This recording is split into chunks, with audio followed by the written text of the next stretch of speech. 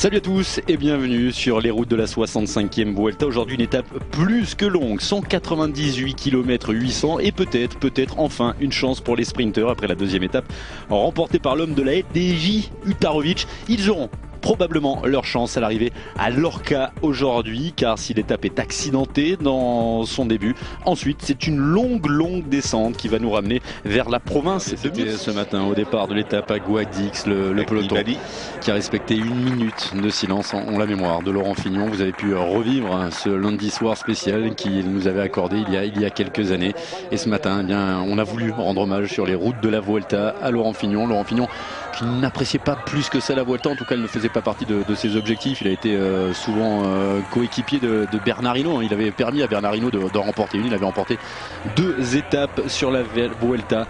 Laurent Fignon, on pense bien sûr encore très fort à lui en ce 1er septembre. Philippe Gilbert a su conserver son maillot de leader, la Roja, le maillot rouge cette année. Vous le savez, le maillot a changé.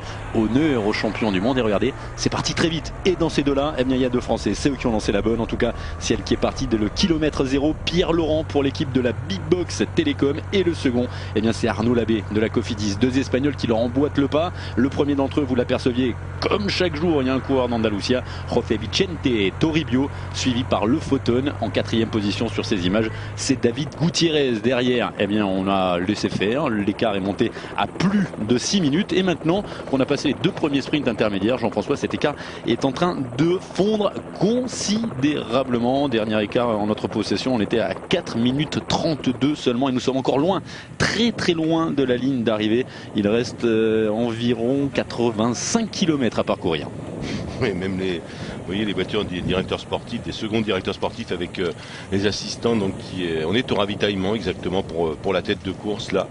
Tout le monde essaye de trouver l'ombre, c'est pas évident à cet endroit-là, puisque vous l'avez dit, 35 degrés encore aujourd'hui, la chaleur qui continue et qui finira par user les organismes de tous ces coureurs. Voilà Pierre Rolland qui prend sa musette. Et la même chose pour Arnaud Labé. 4-18, c'est le dernier écart. Pierre Rolland qui est le mieux classé au général dans ce groupe de 4. Il a été virtuel.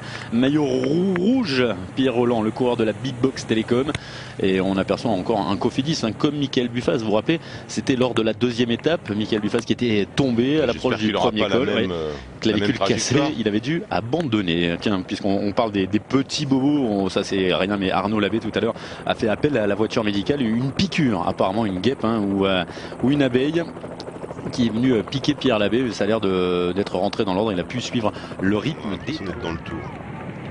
Ah, il va attaquer. Il a raison. Pierre Rolland qui va seul. Pierre Rolland qui part seul. Il n'a rien à perdre. Oh non, mais David Gutiérrez essaye de le suivre. C'est le premier à avoir fait l'effort. Arnaud Labé ne court pas derrière son compatriote. Il a l'air un petit peu distancé. Il va contrer. C'est ce que je suis en train de me dire. Quand il va rentrer, il va essayer de contrer Arnaud Labé. Allez, l'ancien du cyclo-cross. Tout est pratiquement en place. Il reste un petit détail à régler. Un détail de 4 coureurs, toujours à l'avant de cette course. Il n'y a pas eu de contre d'Arnaud Labé. Il est rentré après l'accélération de Pierre Rolland. Ce qui est intéressant, c'est qu'on reprend les relais. On reprend le travail. Dernière accélération, c'est encore Pierre Rolland qui essaye de contrer. Mais là, il doit sentir le souffle du peloton sur sa nuque, Pierre Rolland. À 15 km de l'arrivée maintenant. Quasiment terminé cette échappée. Belle échappée, 183 km 800 au compteur pour le moment. Alors les mecs ils vont te chercher, ils roulent pas après. C'est d'Andalousie en tout cas, on leur a dit, tous les jours il faut y aller, on va rien lâcher, on va montrer un maillot jusqu'au bout. Est-ce qu'ils vont arriver à décrocher quelque chose dans cette Vuelta? Pas sûr. En tout cas, il insiste, José Vicente Toribio en compagnie de Pierre Rolland. Mais là c'est terminé à 13 km de l'arrivée.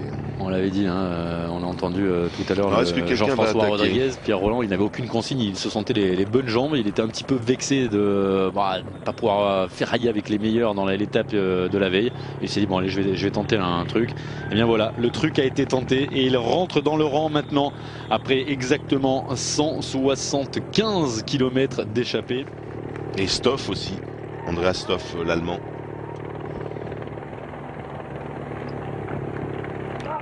Ah oui, il est prêt avec, on l'a vu, Petaki en 4 ou 5e position sur le côté là-bas. On s'est retiré, ça y est, il est seul. En 2e position, c'est Mark Cavendish. Foster qui est là, oui aussi, on l'aperçoit. Et c'est Utarovic là qui vient se replacer seul. C'est pas Utarovic. J'espère que c'est pas lui, parce que là, avec l'effort qu'il fait là, à mon avis, il sera pas dans le sprint. Hein. Non, c'est un coureur qui vient replacer. Mais il est de l'autre côté, Utarovic. Hein. Il y a Chavanel. Utarovic qui est bien là. À 1 km de l'arrivée maintenant, ce sont les Quick Step qui emmènent ce peloton dans la 5e étape de la Vuelta. Ça va se terminer au sprint. Est-ce que Stauff ou Wieland va s'imposer? C'est le favori, c'est bien entendu Mark Cavendish. Attention à Utarovic, le seul vainqueur au sprint. Et Torusoft, eh bien, il ne disputera pas le sprint. S'il est battu, Alan Davis qui frotte un petit peu. On remonte du côté de la Lamprée avec Alessandro Petacchi. C'est Alfredo qui emmène là. Johan Alfredo en tête du peloton. Attention à Bonnet qui est placé aussi, hein, les coureurs de l'équipe. Bouygues Télécom à droite de l'image. Toujours Alfredo avec Hondo dans sa roue et Petacchi en 3e position. Oh, ça va être chaud, ça va être très très chaud. C'est arrivé. Ce que je ne comprends pas, c'est qu'on ne voit pas Mark Cavendish.